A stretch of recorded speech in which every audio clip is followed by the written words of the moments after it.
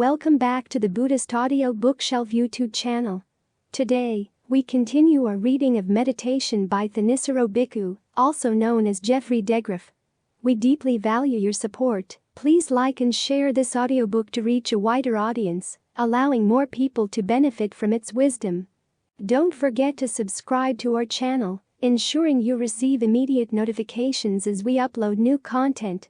Together, we can spread the teachings of meditation and mindfulness, fostering a community of enlightenment and inner peace. Thank you for being part of our journey to make these profound teachings accessible to all. Let's start today with reading. An Anthropologist from Mars. May 28, 2008. Years back, I taught a course on the forest tradition at a Buddhist study center.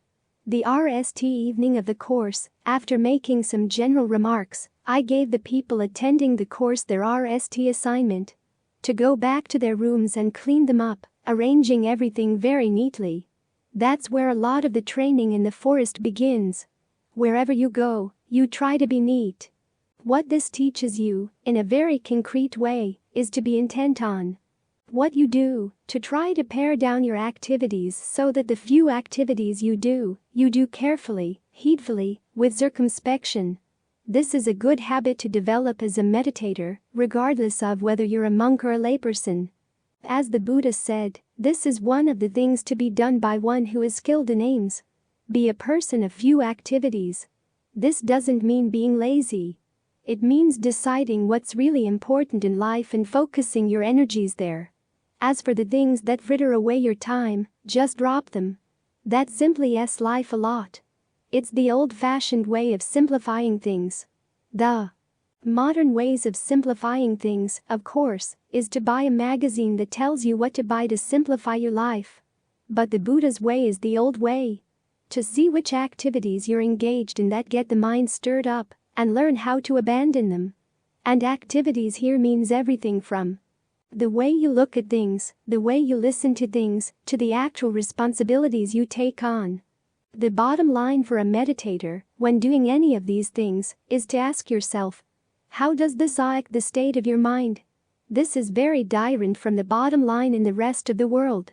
There, if you're a layperson, you have to pay attention to how much money and how many people you need to survive in physical comfort. But when you start practicing, the question is, how much do you really need for mental comfort, for the mind to enjoy the happiness that comes from peace and tranquility? If you're engaged in work that takes up a lot of your time and energy, then even though it may provide a comfortable income, it's really not conducive to the practice. You want to enjoy a job that you like, that you enjoy doing, so that it's not pure drudgery, but that also gives you time to practice, energy to practice, so your time isn't frittered away. This last weekend I was with an old friend from college, and it was sad to see how much of his life was taken up by his job. Like so many people, his question was, how much longer did he have to work so that he could nally hard to retire, and then really do what he wanted to do? And you always wonder, will the person survive to retirement? That's a scary thought.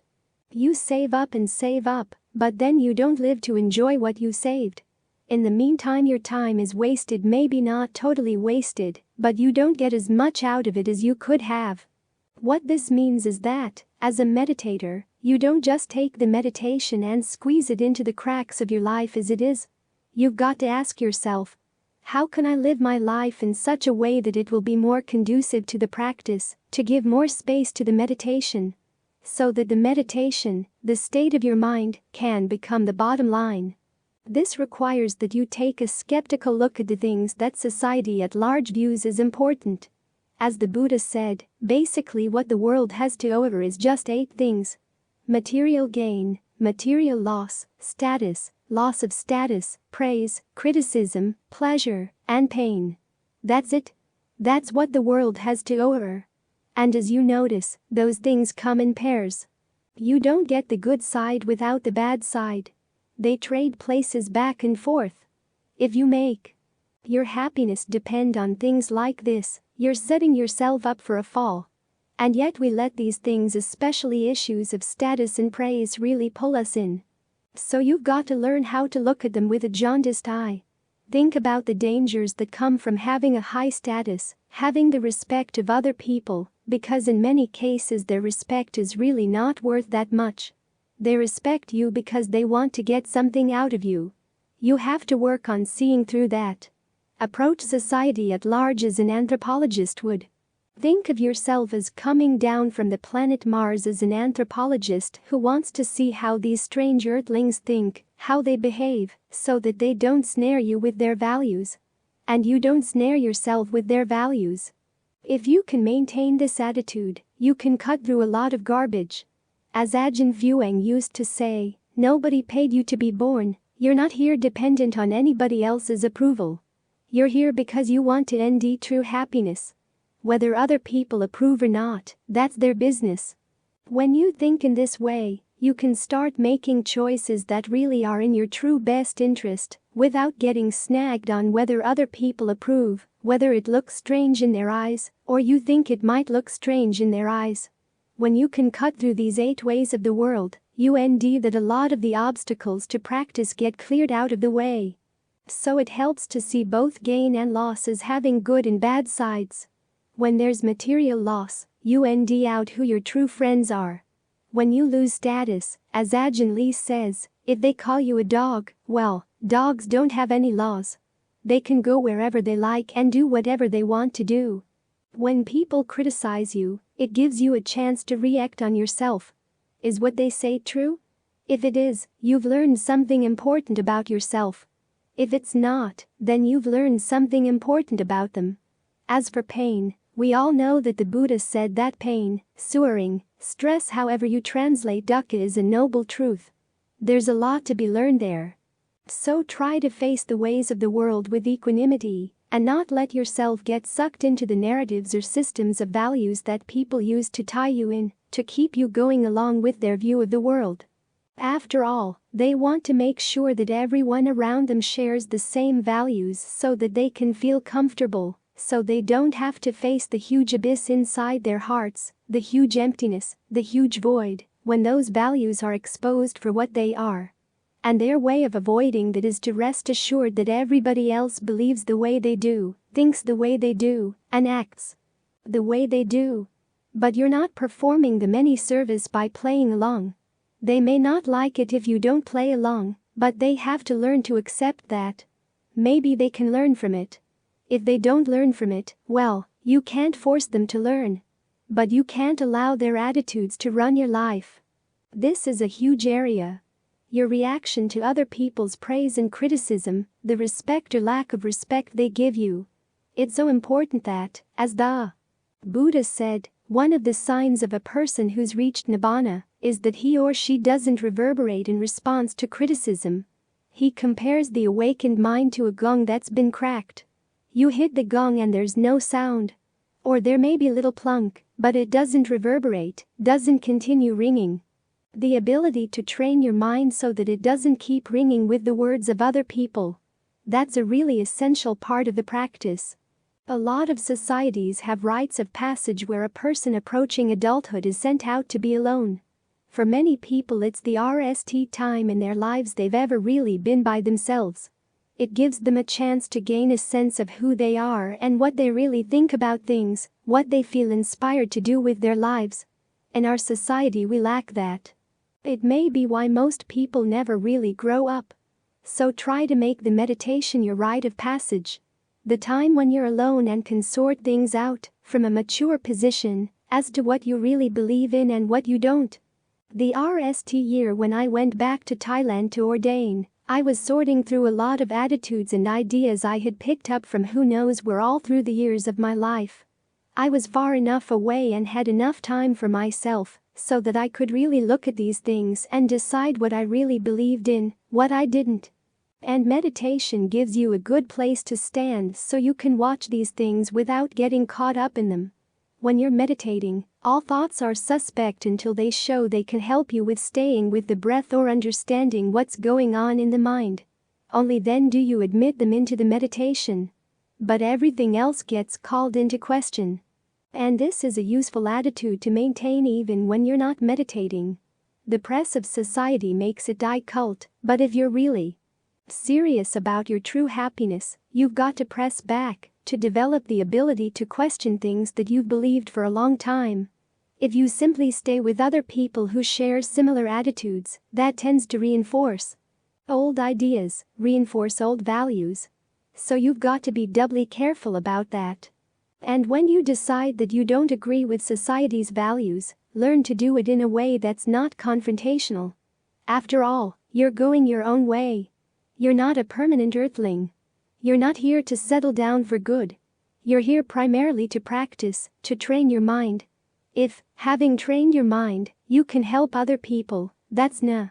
But if you can't, make sure that at least you get your own mind in shape. As Ajahn Zuit used to say, whether we get other people to come here doesn't matter, as long as we get ourselves. I.e., that we train ourselves and get results from the training. That's what matters. So learn to foster a little space of separation between you and the values of society at large. Ajahn Mun was often criticized for not following the old-time monastic customs, old Laotian monastic customs. People said, "Why aren't you doing it the Thai way? Why aren't you doing it the Lao way? What is it with these Dhutanga practices you're following? It's just not the way other people do things." And he replied, "Well, the ways the Thais do things, the ways the Laos do things, are all the customs of people with dilemmas. This point applies to the customs of every society in the world, Asian or not." He was more interested in the customs of the noble ones, to delight in developing, to delight in abandoning, i.e., to delight in developing skillful qualities, and to delight in abandoning unskillful qualities. That attitude right there is right in the face of most of human society. But if you can hold to it, it gives you space, it gives you the proper orientation so that, as you go through life and learn to be more self-reliant in your meditation, you really do have your own compass. And you can make sure that it always points due north. A well-thatched roof. December 25, 2008. There's a short verse in the canon where a monk sitting in his hut during a rainstorm and saying, "My hut is well thatched, so go ahead and rain as much as you'd like." That's a symbol for a mind that's well trained. It can deal with any situation. No matter how good or how bad things are outside, the mind is protected. The good and bad things can't penetrate it. The Pali term for those things outside is lokadhamma, the dhammas of the world. Most people's minds are not simply penetrated by these things, they're totally ooted, totally overwhelmed. Gain, loss, status, loss of status, praise, criticism, pleasure, and pain. These things are constantly raining down on us, and most people are out in the open totally exposed, with no protection at all, thinking that gain must be good, loss must be bad. Status is good, loss of status is bad. Praise is good, criticism is bad, pleasure is good, pain is bad. So the mind is totally overwhelmed by whatever comes its way, hoping that the good things will last and the bad things will stay away. It's trying to dodge the bad raindrops and gather up the good ones. But as we all know, these good and bad things come in pairs. And none of them last forever. They keep changing. This is why we need to train the mind so that we can separate ourselves from them, so that we can have the well-thatched roof that protects us from the rain, and the well-sealed walls that protect us from the wind. Part of the process is just learning to get yourself inside the hut. In other words, learning how not to identify with the dhammas of the world. There's a great story that Ajahn Fuang once told. He was out in the woods and, as evening fell, he set up his umbrella tent. Basically an umbrella with a mosquito net hanging from it. Now, when you set up your umbrella tent as a forest monk, you make a vow that once you set it up you're not going to move. You're not going to relocate no matter what, which means that you have to be very careful before you set it up. You check the weather. You look all around the area to see if there are any ants or other insects that might bother you. Only then do you set up your umbrella tent. Now, that evening, he said, he saw no clouds at all in the sky, so he agreed it'd be a nice night to stay out in the open. In a case like that, you run a line from one tree to another. You hang your tent from the line. Then in the middle of night, he didn't know where it came from, but a huge storm blew up. So he immediately gathered all of his robes except for his lower robe and put them in his bowl so they'd stay dry. And then he just sat there wearing one lower robe as the cold wind and rain blew in through the mosquito netting. The theme of his meditation was, the body may be wet, but the mind isn't wet. The body may be wet, but the mind isn't wet. And staying with that theme, he was able to get the mind to settle down and be still. To stay not wet throughout the night. In other words, he didn't dwell on the theme of the wetness out there, or the wetness of his body in terms of identifying with things outside. The body counts as outside as well. He didn't take the wetness into his mind. That's how he got through the night. So an important part of protecting yourself from the rain of the world is learning how not to identify with things that are subject to gain and loss, status and loss of status. Don't make them part of your self-identity. Learn how to see them simply as lokadhammas, aspects of the world. They're not aspects of your mind. If you don't identify with them, you're not exposed to them. That's when you can learn how to use them wisely, for they can be tools, all of them. The usefulness of gain, status, praise, and pleasure is obvious, although we usually don't use them very skillfully, which means that we don't get much actual goodness out of them. When gain comes, people tend to identify with it. They make it part of their self-image and do unskillful things with it, rather than seeing it as something of the world that has temporarily come their way. The wise question to ask when gain comes your way is, how are you going to squeeze the best use out of it? This doesn't mean squeezing as much pleasure as you can. It means squeezing what is actually useful. How can you use your gains to train your mind? What's the best way to be generous with them? What's the most discerning way to help other people with them? What other good qualities can you derive from using those gains wisely? When loss comes, what can you learn from that? There are good lessons to be learned from loss, as long as you don't keep your identity all tied up in the loss. One good lesson is, who are your true friends? Who are the people who are willing to help you even though they can't see any immediate gain coming from it? That's a good lesson to learn. When you're going around wealthy, you don't know who your friends are. You're exposed. I've known people born into extremely wealthy and powerful families. They all seem very wary and uncertain as to whom they can trust. And with good reason. There are always people trying to take advantage of them one way or another. So going through periods of loss is good for sorting out who your friends are. It also teaches you to be ingenious and resourceful in making the most of what few things you do have. A similar principle applies to status and loss of status. When you gain status, you're gaining in power. What's the best use of that power? In other words, what will give the greatest long-term benefits to yourself and the world at large? When you've lost that status, again you learn who your friends are, and you learn to be resourceful in keeping up your good spirits in spite of the world's disregard. When praise comes, what's the best use of the praise? It's not to let yourself get all puffed up, thinking that you're already good enough. It's to let you know that your goodness is appreciated. It's to encourage you to keep on doing good and trying to do better. Criticism, even though we don't like it, tends to be a lot more useful than praise, and for two reasons. 1. You may actually learn things about yourself that you otherwise wouldn't know. We tend to be very blind to our weaknesses, our failings, the areas where we really need to do work. Part of us may know, but we ignore that as long as nobody else is noticing, it doesn't really matter. So it's good to get criticism to help you realize that people are noticing. You've gone out of bounds, or you're lacking something that really does matter. As the Buddha said, when someone points out one of your faults, regard that person as someone who has pointed out treasure. You've got something you can work on. As for the criticism that's not true, well, you've learned something about the person who criticized you, which is always a useful lesson. It may not be a lesson you want to learn or like to learn, but it's good to know who has a grudge against you, who is unfair to you. It's a good lesson to learn. As for pleasure and pain, notice how the Buddha uses them, because they both have their uses. We tend to take pleasure as a goal in and of itself. We want as much pleasure as possible, but this gets us in a lot of trouble. Not that pleasure is bad in and of itself, just that we're pretty indiscriminate in how we relate to pleasures. The Buddha has us sort out which kinds of pleasure are actually harmful and which ones are harmless. The main harmless ones are those based on getting the mind into concentration, because this is a pleasure where you're not in conflict with anybody. When you're sitting here looking at your breath, nobody is trying to elbow you out of the way so that they can hog your breath. It's totally yours.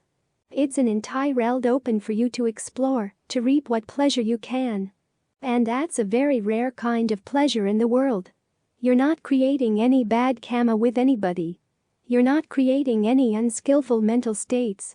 There may be a slight attachment to the pleasure of concentration, even a strong attachment, but it's a healthy attachment. You sometimes hear warnings about the dangers of concentration, but the danger of concentration lies in wrong concentration.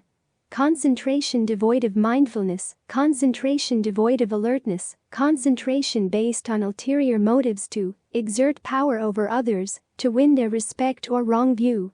But concentration as a mental factor in itself is neither good nor bad. The issue is with how much mindfulness and alertness it has, how you understand it, what you're trying to get out of it. That makes all the difference. And the dangers of concentration are much less than the dangers of all the sensual passions we're otherwise attached to. In the canon, the Buddha has long lists of the dangers of passion for sensual pleasures. But as for the dangers of concentration, you have to search really hard to find a sutta that talks about them. The primary sutta.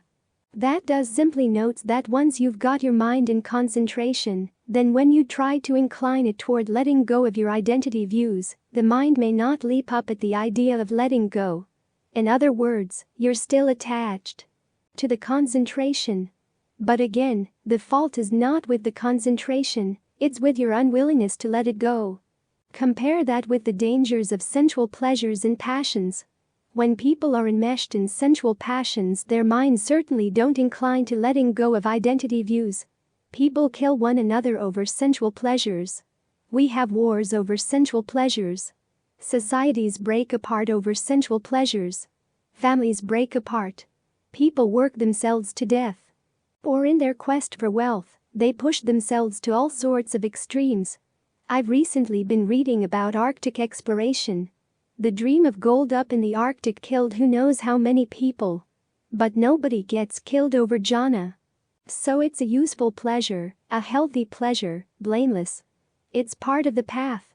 You learn to use this pleasure to get the mind in a position where it can really look into the upside of pleasure-pain, which the Buddha said is a noble truth. When the mind is well fed with a skillful sense of well-being, it's ready for what the Buddha said is the true task with regard to stress and pain, which is to comprehend it. If you're afraid of pain, if you run away from it, if you try to push it away, you're not going to comprehend it. Comprehending comes from looking at it steadily, seeing it for what it is, and seeing where you're still passionate for things that cause stress, that cause pain. Once you learn how to feel dispassion for those things, that's when you've really comprehended stress. The pleasure of concentration is what allows you to look at pain to the point of comprehending it. So the important point with regard to all these dhammas of the world is learning how to use them. They do have their uses, as long as you don't identify with them. They are tools you can use. It's like the water of rain. Instead of getting soaked by it, you learn how to take the runoff from the roof and store it in jars. You learn how to build a holding tank or a pond. Then you can use the rainwater to drink, to bathe yourself, to irrigate your crops. Then the water is beneficial.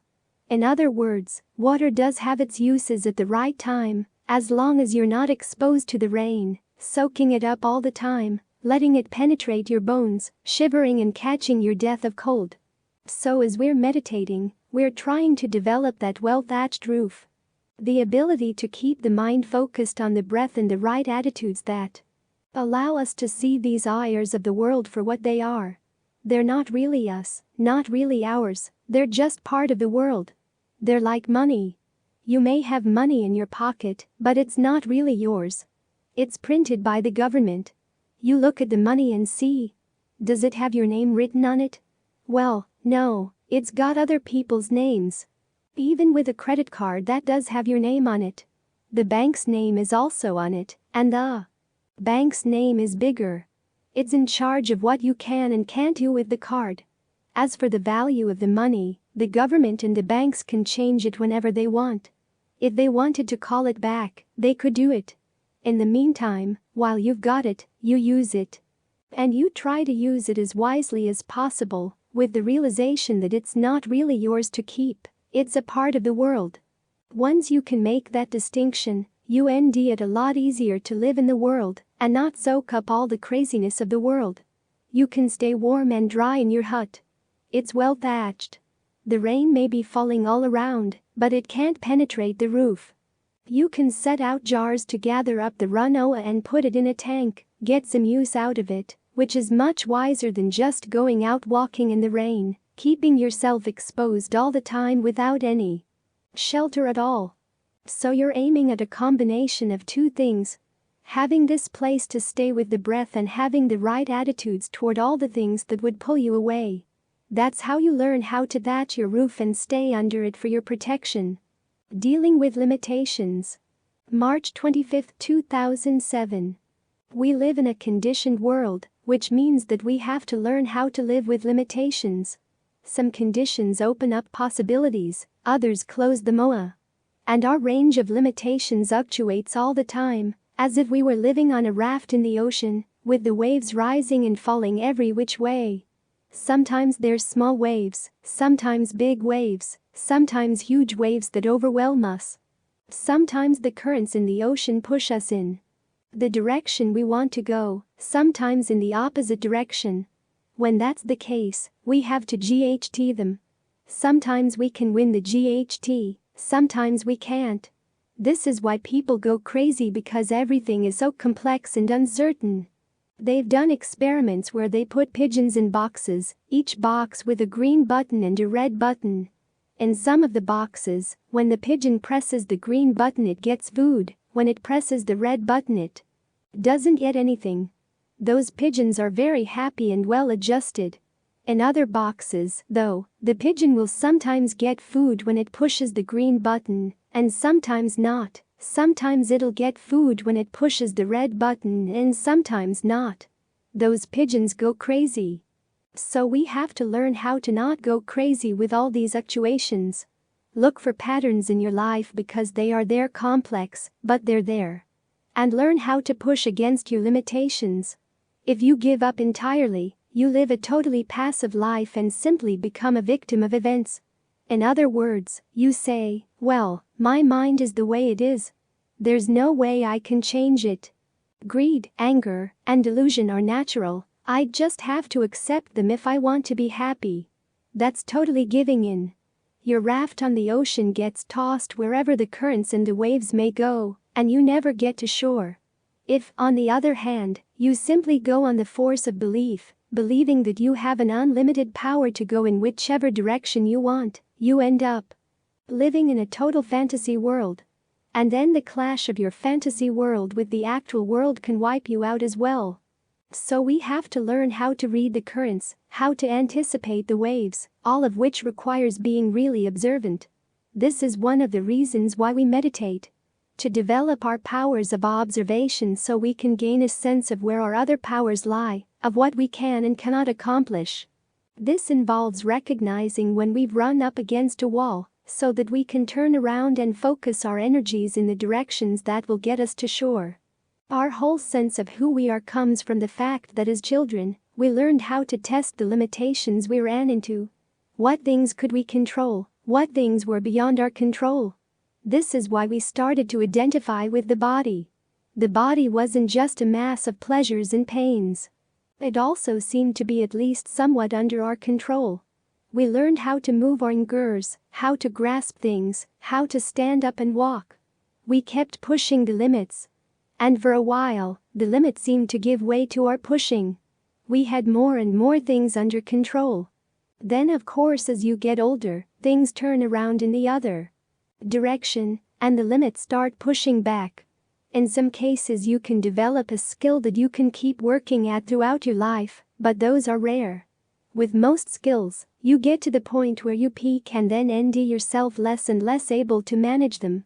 As the body gets older, it begins to get creaky here and painful there. Finally, it gets to the point you can't control it at all. So you have to learn how to make the most of it while you've got whatever control you can manage. What this means is that we identify with whatever we seem to have power over. Those things are us, they're ours. We do this in many different ways. Our sense of who we are is something we keep creating for each different situation, and it's good to learn how to be it in that skill of identifying yourself. If you come into a situation with preconceived notions about who you are or what you are, that can become a major limitation. In other words, you turn yourself into a being. As the Buddha said, when you become a being, you identify with form, feeling, perception, fabrications, or consciousness of particular kinds. And whatever way you identify yourself, that's how you limit yourself. You gain certain powers by bringing those things under your control, but you also take on certain limitations. Those limitations may not be getting in the way of the particular task you want to do, but if you take one particular idea of who you are and try to apply it everywhere, you begin to see where the limitations are. And of course, one big limitation is always there. As the Buddha once said, what is one? All beings subsist on food. Once you become a being, you've got to feed the things you identify with. That means you're tied not only to what you identify with, but also to your sources of food. You're tied to the process of feeding, and there's no way that feeding is not going to harm other beings somewhere, whether you're feeding them physically or emotionally. That's a huge limitation right there. We'd like to think that we can be beings of innate love and harmlessness, radiating beams of innate compassion and empathetic joy in all directions. But if part of you is feeding, that places a limitation on how totally harmless you can be. So the idea is to learn how to develop different ways of identifying your powers and using them, so that ultimately you get to the point where you don't have to be a being anymore, where you don't have to identify yourself with anything and you don't have to feed. The important obstacle here is that you just can't will yourself into that position. You can get there only by learning to be skillful, which takes years and time. But once you get there, there's total freedom from limitation. That's the one constant in all of the Buddha's discussions of Nibbana, the most positive statement he makes about it. Total freedom. Often he describes Nibbana indirectly in terms of analogies and similes, but total freedom, total limitlessness, is his most direct description of the goal. To get there, you've got to explore your powers, what you can and can't do within the realm of conditioned reality. There's a useful story to react on in connection with this. It's a little fable in the novel, The Once and Future King by T.H. White. I don't know if you know the book. It's a retelling of the Arthurian legend. The R.S.T. book in the novel, The Sword in the Stone. Walt Disney made a movie of it. Tells the story of young Wart's childhood, up to the point where he pulls the sword out of the stone, and so becomes Arthur, King of England. As part of Wart's training leading up to that event, Merlin the magician turns him into different kinds of animals, so that he can learn lessons from animals such as ants, geese, and sh. In one of the last transformations, Wart is turned into a badger and sent down to meet an older badger in his burrow. It turns out that the old badger is like an Oxford Don with his den full of papers. He's written a thesis on why human beings are better than animals. His telling of the creation myth. On day number V, according to the badger, God created all the animals, but didn't create them in their now form. He created them as embryos. Then he lined up all the little embryos and said, "All right, you little embryos, I'm going to give you a boon. You can exchange any of your body parts for tools. If you want, you can exchange your mouths for scissors, or your feet for hose, or your arms for wings. Any kind of tool you think is going to be useful for surviving in the world. But remember, once you've made your choice, you'll have to live with it. You can't change back." So the animals thought for 2 days about what tools they might want, and then one by one asked for their boons. The badgers, for instance, asked to turn their skin into shields and their forearms into garden forks. And so on down the line. Some of the embryos wanted wings, some wanted tails. Whatever tools they asked for, God equipped their bodies permanently with the tools, until the only embryo remaining was man. So now God said, "Well, our little man, you've thought long and hard about your choice. What tools do you want?" And the little man embryo said, "I think I'd rather use tools than be a tool. I'd rather learn how to make them, learn how to master all kinds of different tools, rather than just limiting myself permanently to one or two built-in tools." Ah, God said, "You've guessed our riddle. Because you have the intelligence to want to use tools rather than be a tool, you get to have dominion over the other animals." That was the badger's creation myth.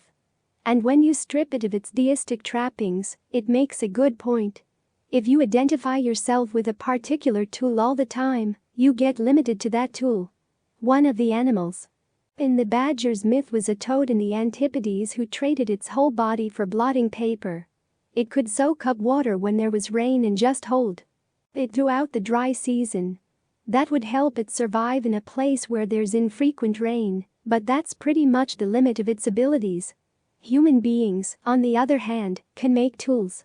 They can use different tools for different situations, and as a result can go many places and accomplish many things. That's a lesson we have to learn as meditators, that who you are is a tool. It's something you've fabricated for a particular set of circumstances, and it may work perfectly well for those circumstances. But if you hold on to that tool all the time, it's like turning yourself into a hammer, and then limiting yourself to the habit of hammering away at everything you meet. But there are bound to be times when what you really need is a saw or a chisel or a wrench. When it now dawns on you that being a hammer leaves you pretty miserable, you may decide that you don't want to be anything at all. So you throw away your hammer. But that doesn't work either, because there are times when you need a hammer. The trick is learning to come to a particular situation without a preconceived notion of who you are, of who you want to be, and then trying to squeeze that into the situation or squeeze a situation to your idea of who you are. Instead, you've got to learn how to look at the situation for what it is, what its potentials are, and then decide what to do to maximize those potentials in the most skillful way right then and there. You then look at what powers you have and turn them into the tools you're going to need for that particular action. Even your sense of self can be a tool, and you have many different senses of self. If you learn how to pick them up, put them down, and have them at hand when you need them, then you have a whole chest of tools. At the same time, you're not weighed down by your tools. It's like having a tool chest toting behind you within reach wherever you go. In this way you can deal a lot more effectively with the many limitations we face as human beings in trying to end happiness. The Buddha talks about 3 basic ways of ending happiness: generosity, virtue, and meditation. These are all tools, but they each have their different limitations. Generosity is sometimes limited by how much time you have, how much energy, and of course the material resources you can draw on. You have to learn to be very judicious in how you apply your resources. You can't pour them all into one basket, because then you'll have nothing left when you need them for other purposes.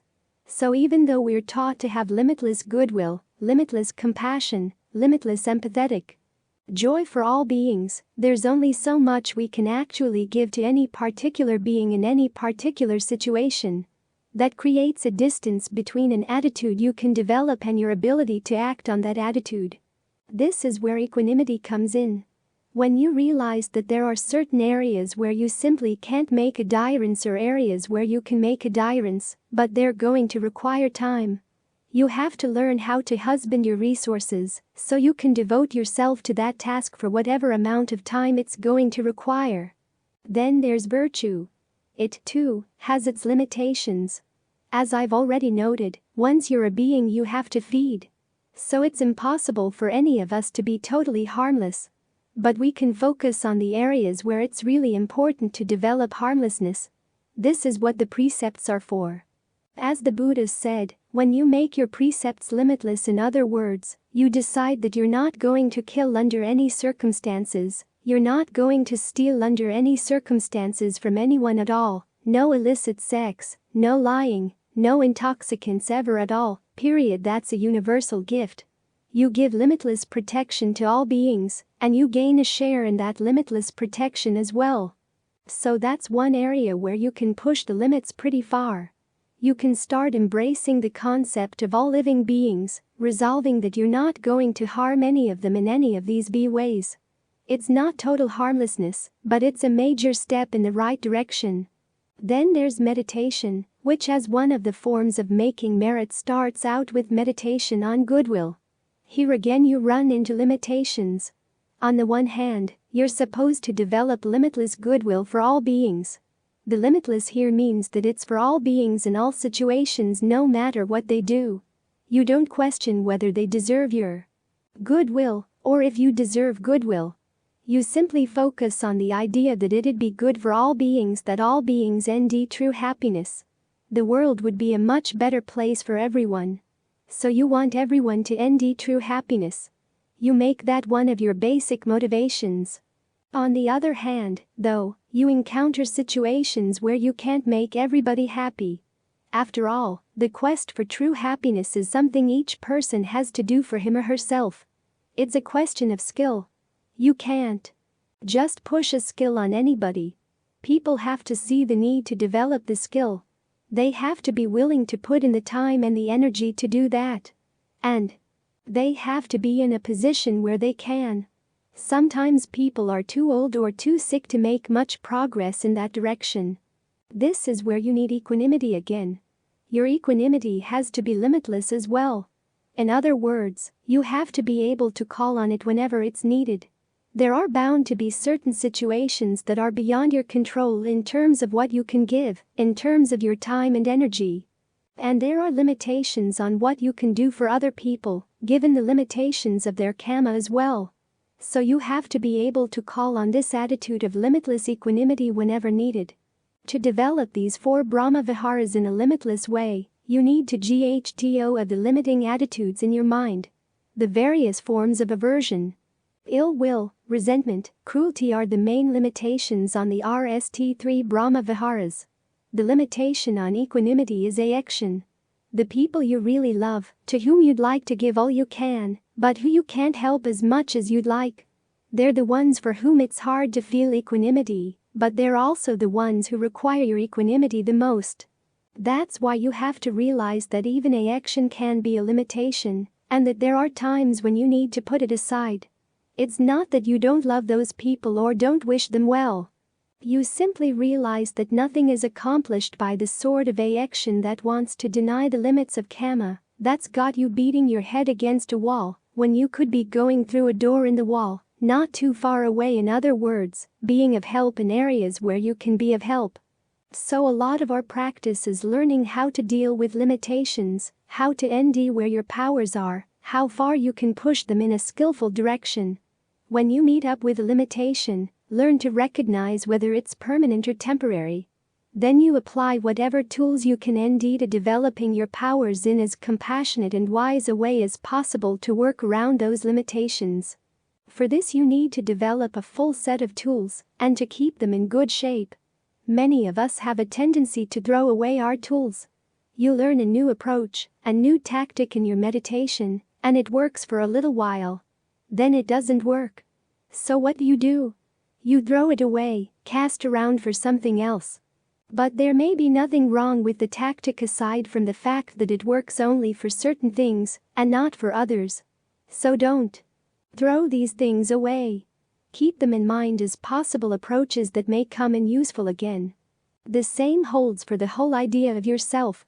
Some people think that the Buddha tells us that we shouldn't have any self at all. But if you can't identify where your powers are, what are you going to work with? What are you going to depend on? What will you use to overcome your limitations? As I said earlier, think of your sense of self as a tool. You need different tools for different situations. Instead of bringing one preconceived notion of self into a situation, look at the situation in terms of the action it calls for. What's the skillful thing to do here? What tools do you have to do that skillful thing? Put them to use. That way you're no longer a toad made of blotting paper. You become the little human being in the badger's myth. You use whatever tools you can devise, and that way you're in charge. The more tools you can develop, the better. They help you explore where the limitations are, as well as where there are openings in the limitations that can lead ultimately to an area totally free from limitation, totally unconditioned. At that point, you can put all your tools down. As long as you're alive, you can still use them. But when the time comes to go, you don't need to carry them. Like the raft that takes you across the river. Once it's done its job, you just leave it there. You may feel some appreciation for the help it's given you, and pull it up on the bank, in case anyone else wants to come along and use it as well, but otherwise you're done with it. In the meantime though, as long as you're crossing the river, hold on tight to the raft, whichever raft is going to get you past the deadly currents. Don't be too quick to throw it away. Attachment versus action. November 5, 2008. The word for clinging, upadana, also means to feed. The upadana of a tree is the soil it feeds on. The upadana of a tree is the fuel it clings to in order to burn. So upadana means food and sustenance, and also the act of taking sustenance, i.e., feeding. When we apply it to the mind's upadana is a place where it looks for happiness when you feel that the life of your happiness depends on having this person, that situation. Whatever it is to keep your happiness alive. For most of us, our emotional feeding is on other people. This is the aspect of our relationships that the Buddha says leads to suffering. If our happiness feeds on things that are subject to aging, illness, and death, then our happiness is going to age, grow ill, and die as well. This is why we have to look elsewhere for our true happiness. It's why we train the mind to develop qualities inside that can provide a happiness that's more secure. Now, this doesn't mean we don't continue to feel love, affection, and compassion for people outside, simply that we don't have to feed on them anymore, which is actually a bean tea for both sides, if the feeding has been a burden for both. On the one hand, the Buddha has us develop compassion for everybody. It's one of the Brahma Viharas. Unlimited compassion, realizing that there are people who are suffering and you'd like to do what you can to relieve their suffering. You'd also like them to act in ways that can help eliminate suffering. That's an aspect of compassion that's often missed. It's not simply a floating around kind of wish for people to be happy. It also requires an understanding of why people are unhappy. Their unhappiness comes from their actions. Maybe past actions, maybe present actions. So you want to think of them doing things that are skillful. If their past actions make it difficult to avoid physical pain right now, at least you hope they'll be able to end a way of dealing with the pain so they don't have to suffer from it. And you also wish for them to do things that will prevent future suffering as well. There's also a more particular kind compassion. It comes out of gratitude. The Buddha recognizes that we have special connections with other people, especially with our parents, but also with anyone who has been helpful to us in this lifetime. Those connections call for gratitude, which means that these are people to whom you want to give some special help. You've probably heard of the passage where the Buddha says that a good person, by definition, is someone who recognizes the good that has been done for him or for her, and wants to repay it. This starts with your debt of gratitude to your parents. In the beginning, you literally fed on your mother when she was pregnant with you. You took nourishment from her blood. When you were born, you fed on her milk. And as you were a young child, your parents worked to provide you with the physical food that allowed you to survive and grow, and you continued to feed emotionally on them. As you grew older, you found other sources of emotional nourishment and took on the burden of feeding yourself, but you still have this enormous debt to your mother and father for having given you life and started you on your way. As the Buddha said, the best way to repay that debt is not necessarily to obey your parents, because there are times when your parents have all sorts of wrong-headed and wrong-hearted notions. The best way to repay them, if they're stingy, is to try to end some way to influence them to be more generous. If they're not observing the precepts, try to get them to be more virtuous, to have more principles in their lives. In other words, introduce them to the practice of the Dhamma in as diplomatic a way as possible. Most parents resent their children trying to teach them, so you have to learn to do this in an indirect way. Some also resent the B word, so you don't have to couch these teachings as Buddhist. But you do have that special debt, and you have other debts as well. There's also a sense of action that should go along with the debts. As the Buddha said, when a young monk ordains, he should regard his preceptor or mentor as his father. And the preceptor and mentor should regard the young monk as a son.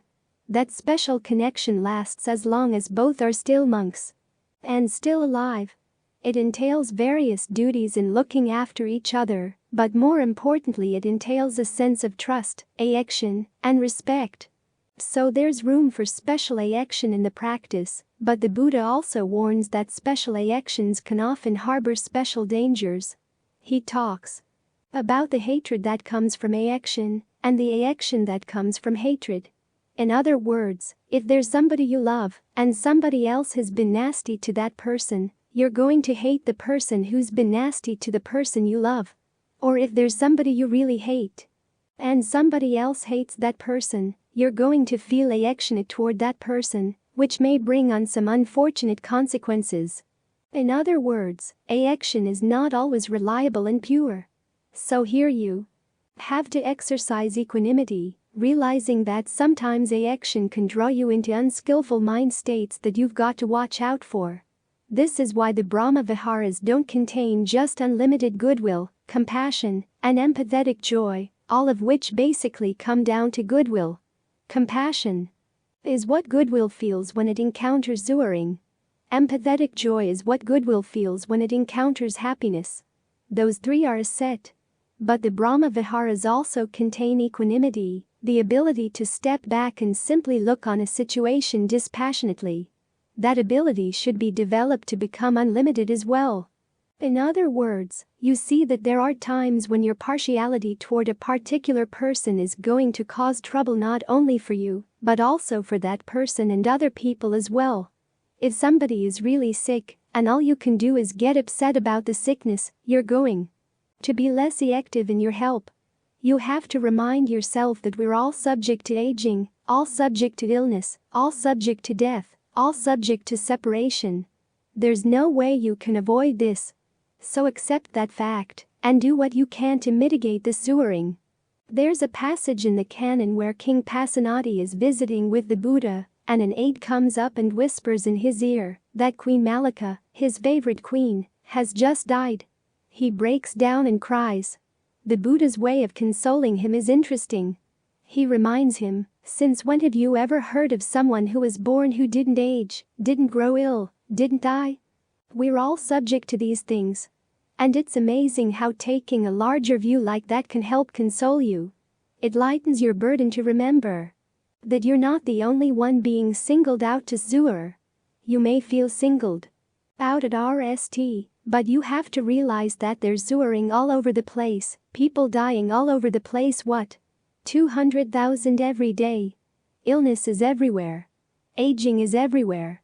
So when these things become apparent, both in ourselves and in our loved ones, we have to develop equanimity, realizing that this is the way things are everywhere.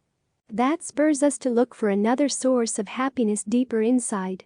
If we're feeding inside and don't have to feed outside, then we can be much more active in actually being helpful to people who are suffering one way or another. So it's important to realize that the Buddha's teaching against clinging is not a teaching against action, or against special gratitude or special goodwill. His teaching on the unlimited quality of the Brahma Viharas is not a denial that there are people to whom we owe special debts. We do owe special debts, and there are people for whom we should feel special action. We simply have to be aware that action and partiality have their dangers. You probably know the teaching where the Buddha says that it's hard to envy anyone who hasn't been your mother, father, sister, brother, or child in some previous lifetime. What's interesting about this teaching is that he doesn't use it as a basis for universal love. After all, we know how difficult relations can be with mothers and fathers, sisters and brothers and children.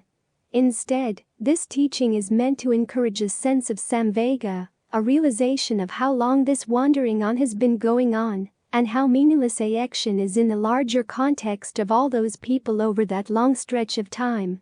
Your special debts in this lifetime are to people who actually have been your parents this time around. If you've been a parent, your special action does go to your children this time around. But we have to realize that there are limitations and dangers to these actions. Action can lead to sewering. There's the case of Lady Visakha, who came to see the Buddha after a funeral for one of her grandchildren. The Buddha asked her, "Would you like to have as many grandchildren as there are people in this city?" And even though she had just been to a funeral, she said, "Oh, yes, lots and lots of grandchildren. That'd be wonderful." But he said, "Would there be a day when you wouldn't be going to a funeral?" And she realized, well, no. There's another story of a man coming from the funeral of his son. And the Buddha commented, "Yes, sewering does come from those who are dear." The man got upset because he felt that those who are dear bring only happiness. His action was so strong that it blinded him to its connection to the sewering he was feeling right then and there. The problem is not so much with the people who are dear as with our need to end our happiness by feeding on people who are dear. Yet there is a way to overcome that, which is to learn how to end a deeper happiness inside, a happiness that comes from training the mind. There's a passage where Ven. Sariputta announces to his fellow monks that he had sat down to think one day. Was there any possible change in the world that would cause him to grieve? And he had realized that there wasn't. Ananda immediately asks him, "But what if something happened to the Buddha? Wouldn't that cause you grief?" And Sariputta says, "Well, no. I'd react that it's a sad thing that such a wonderful person had passed away, is no longer able to help the world." And Ananda's comment is interesting. He says, "That's a sign that you have no conceit."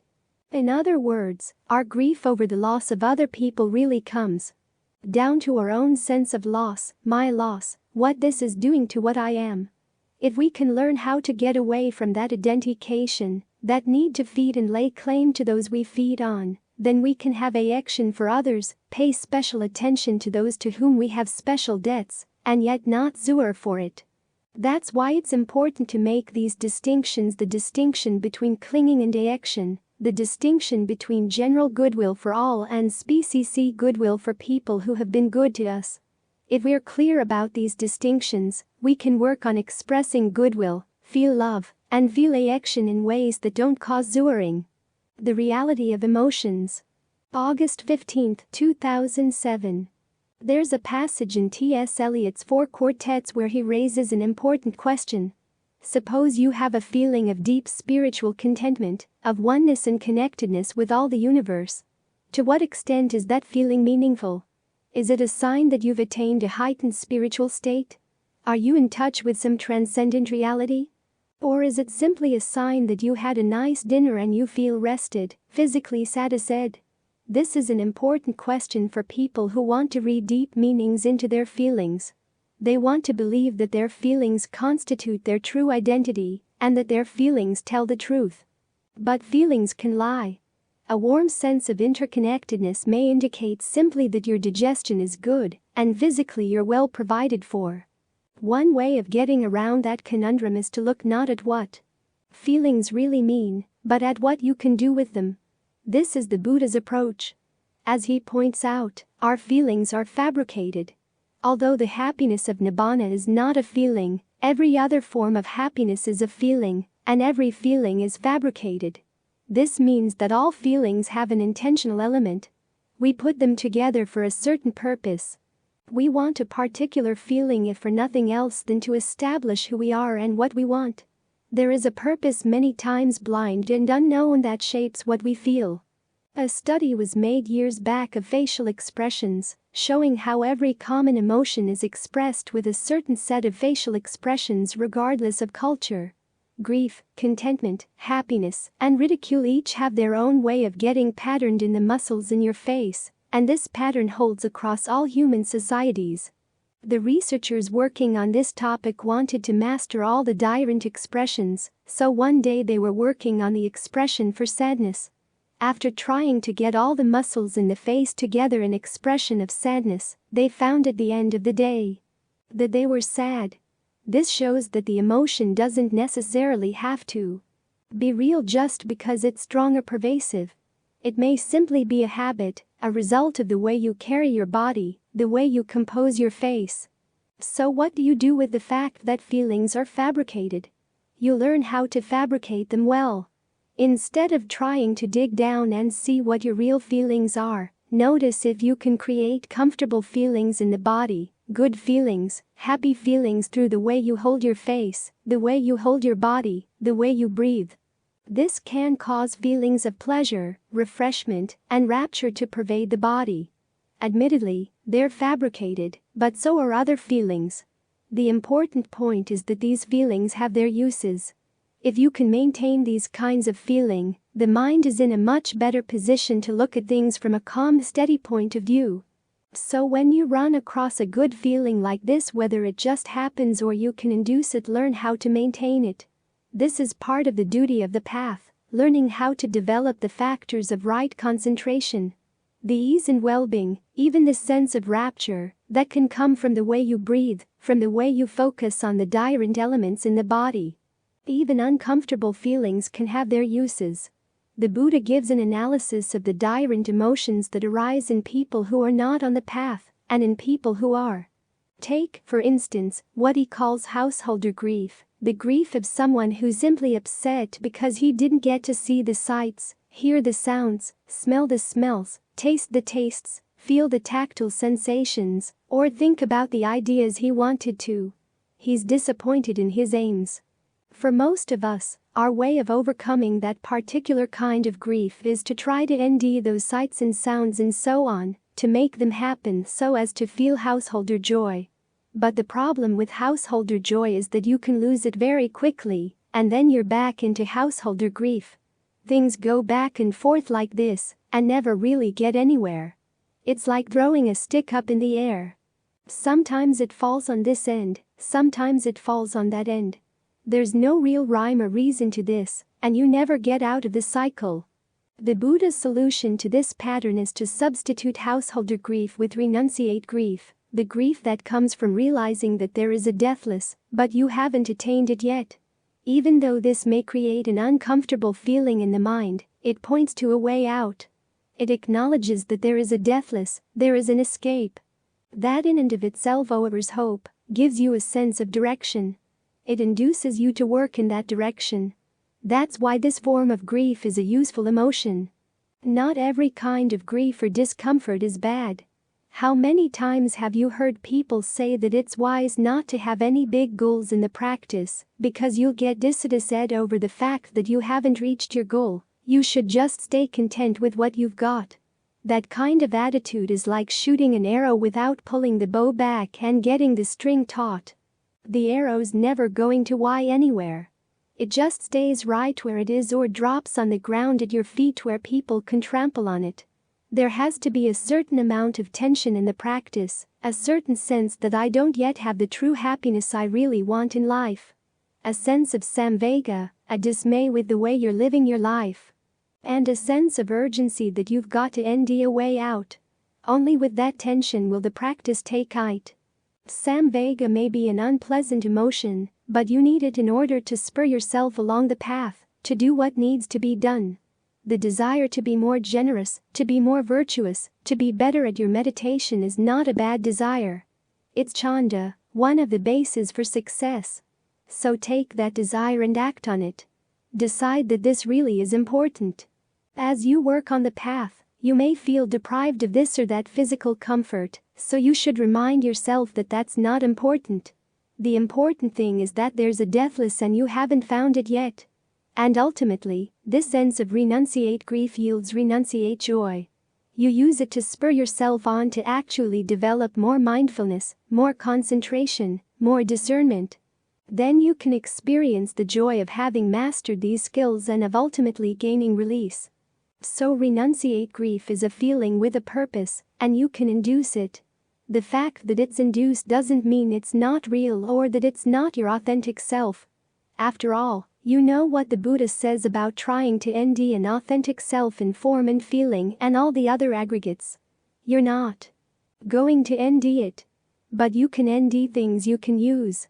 You take those aggregates and turn them into the path. As you do this, your renunciate grief leads you to renunciate joy. You've got the breath, you've got all the elements in the body. How can you relate to them in a way that feels good? Explore the possibilities. Master them as a skill. When you can master this skill, it gives you a sense of well-being in the present moment that doesn't have to depend on conditions outside.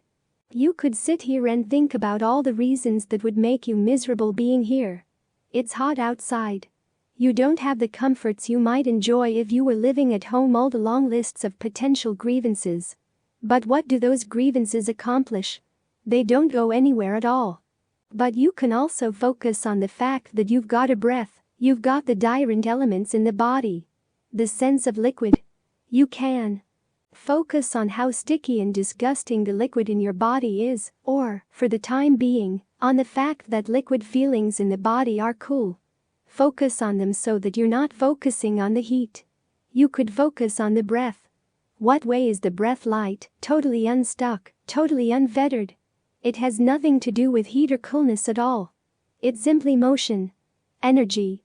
Your mind tunes into that kind of sensation. You may ND that you can start smiling, and then the smile on your face induces all the chemical reactions in the body that go along with smiling. You start feeling better. So try to induce feelings that are helpful. Focus not on the issue of whether they're real, but on the fact that you've got all kinds of potentials for pleasure or pain right here. What you are going to do with them. What use can you get out of them? What's the wisest thing to do with them? In this way, instead of getting waylaid by the fact that feelings are fabricated and questionable, you focus on the fact that you can fabricate them with discernment, with knowledge. As the Buddha points out, fabricated feelings are often based on ignorance, which leads to sewering.